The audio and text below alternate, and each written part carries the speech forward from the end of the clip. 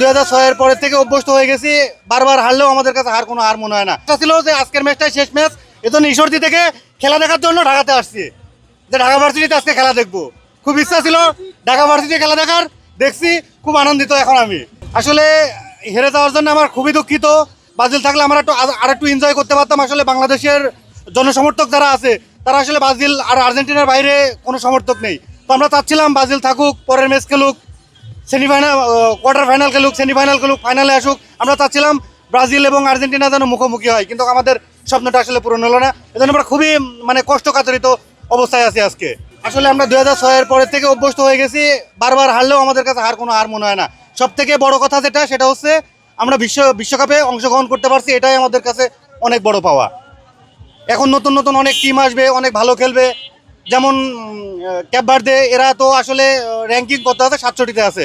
এদের মতন প্লেয়ার, এদের মতন টিম আর্জেন্টিনার টিমকে 120 মিনিট খেলাইছে এবং কাদায় ছাড়াইছে। তো আমরা খুশি, হারার পরেও আমরা খুশি।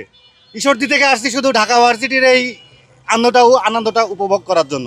আনন্দ হয়নি, তারপরেও আমরা খুশি, কারণ বারবার আমরা একের পর এক হারছি। তারপরে এটা আমাদের সমস্যা নেই, আমাদের দল বিশ্বকাপ খেলতে পারতেছে।